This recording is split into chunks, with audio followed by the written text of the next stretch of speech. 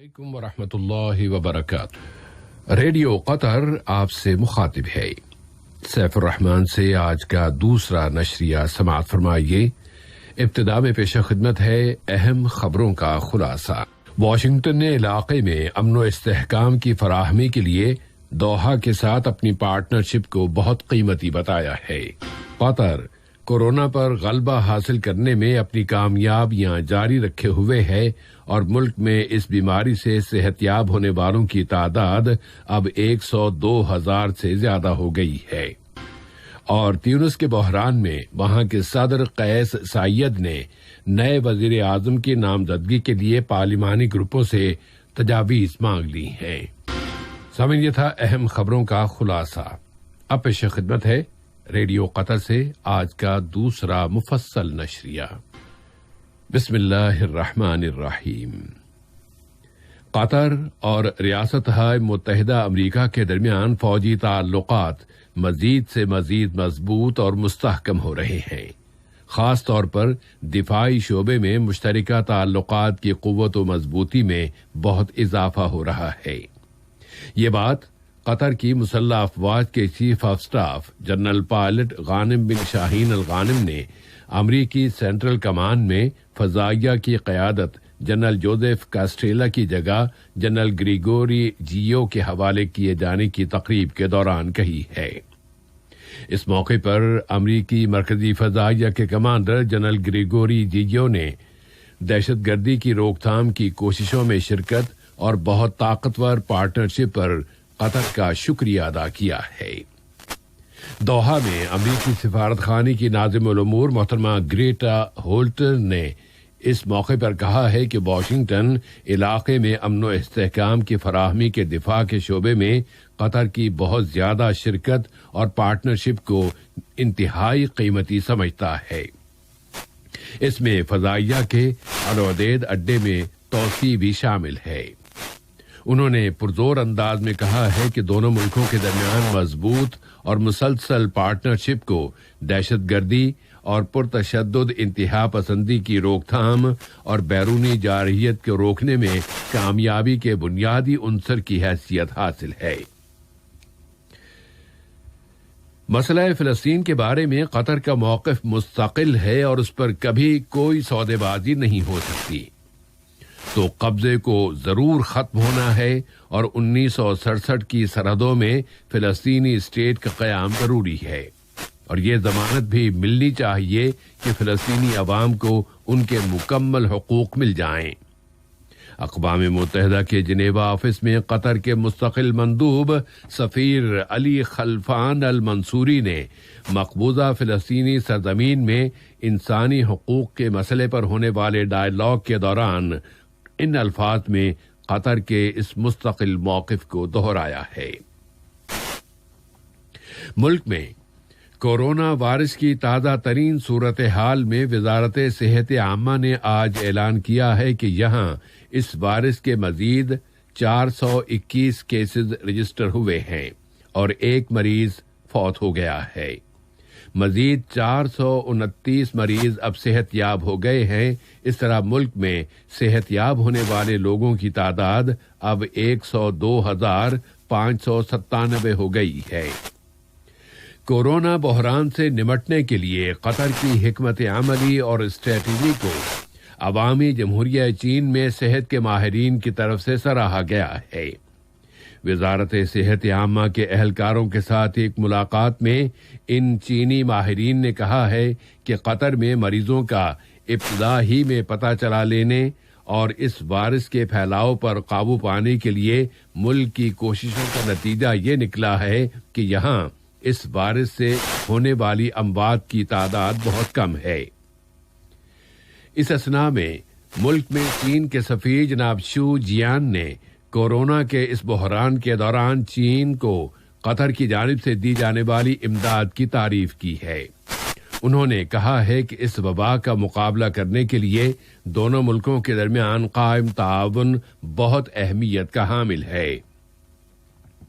Corona کی عالمی وبا کی روک تھام کے لیے کی جانے والی کوششوں میں حصہ لیتے ہوئے قطر نے جمہوریہ کوسٹاریکا کو امداد روانہ کی ہے، جس میں مصنوعی تنفس کے 7 آلات یعنی 7 وینٹیلیٹرز اور دل کی کارکردگی بتانے والے 4 آلات شامل ہیں اور ان کی مجموعی مالیت $250,000 ہے۔ جمہوریہ کوسٹاریکا کے وزیر امور خارجہ جناب روڈلفو سولانو کیروس نے اس امداد پر قطر کا شکریہ ادا کیا ہے۔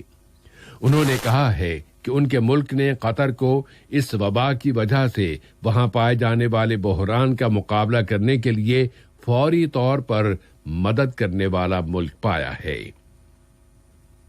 عالمی سطح پر اس وقت اقوام متحدہ کوشش کر رہی ہے کہ وہ کورونا کی اس وبا کا مقابلہ کرنے کے لیے عالمی سطح پر انسانی مدد کے اپنے منصوبے کے لیے مزید $3 بلین سے زیادہ کی رقم جمع کر لے، اور اس نے ترقی یافتہ ملکوں کو متنبہ کیا ہے کہ وہ غریب ملکوں میں اس وائرس کے حوالے سے رقم کی فراہمی میں ہرگز پیچھے نہ رہیں۔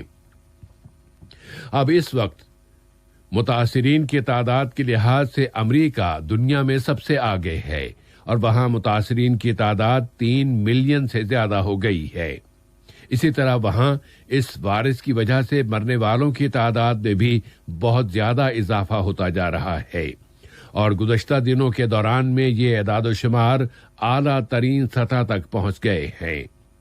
اس کے علاوہ اس وقت دنیا بھر میں نووا کورونا وائرس کی ویکسین کی تیاری کے لیے بھی ایک مقابلہ جاری ہے۔ اس وبا کی وجہ سے عالمی معیشت پر بھی گہرے اثرات پڑ رہے ہیں اور اس معیشت کو زبردست نقصان اٹھانا پڑ رہا ہے۔ اسی بنا پر یورپی یونین کے ملکوں کے قائدین کا برسلز میں ایک اجلاس بلایا گیا ہے تاکہ معیشت کی بہتری کے لیے کسی منصوبے پر ایک مفاہمت کر لی جائے۔ یورپی کونسل کے سربراہ شارل میشال نے زور دے کر کہا ہے کہ کووڈ-19 کا مقابلہ کرنے کے لیے معیشت کی مدد کرنے کی غرض سے کسی تصفیے تک پہنچنا بہت ضروری ہے۔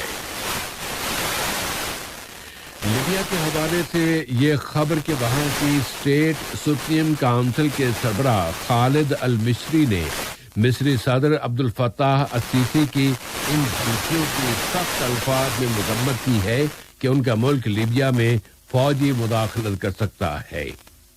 لیبیا کے ایک اور پڑوسی ملک سوڈان میں وہاں کی انتظامیہ نے 160 افراد پر مشتمل ایک اور گروپ کو روک لیا ہے جس میں کئی غیر ملکی بھی شامل ہیں، اور یہ سب لوگ کرائے کے سپاہی کی حیثیت سے لڑنے کے لیے لیبیا جا رہے تھے۔ ادھر تیونس کے بحران سے متعلق خبر یہ ہے کہ وہاں کے صدر قیس سعید نے ملک کے نئے وزیر اعظم کے نام کے تعین کے لیے پارلیمانی گروپوں سے کہہ دیا ہے کہ وہ اس نامینیشن کے لیے اپنی اپنی تجاویز پیش کریں۔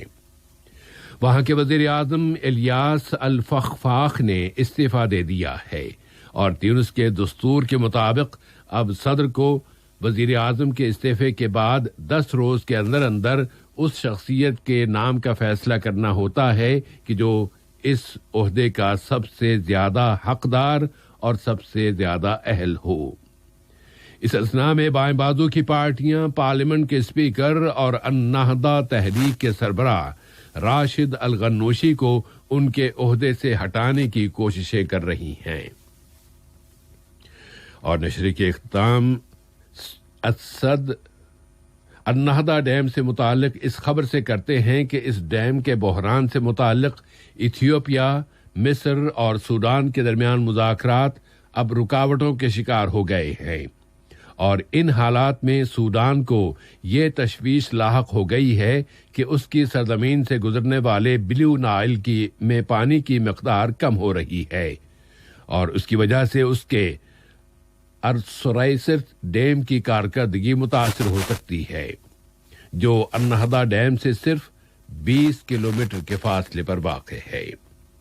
اور نشریے سے اجازت لینے سے قبل یہ بات کہ کورونا وائرس کا مقابلہ کرنے کے لیے سب سے اہم احتیاطی تدبیر سوشل ڈسٹینس یعنی سماجی فاصلہ ہے۔ ایک دوسرے سے فاصلے پر رہنے کی پابندی کرتے ہوئے ہم سب محفوظ رہ سکتے ہیں۔ یہ نئے مزاج کا دور ہے جہاں فاصلے سے ملا کرو۔ نشریے کا اختتام خبروں کے خلاصے سے۔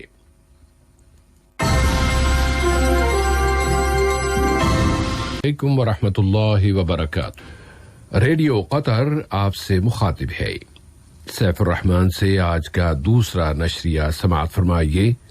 ابتدا میں پیش خدمت ہے اہم خبروں کا خلاصہ۔ واشنگٹن نے علاقے میں امن و استحکام کی فراہمی کے لیے دوحہ کے ساتھ اپنی پارٹنرشپ کو بہت قیمتی بتایا ہے۔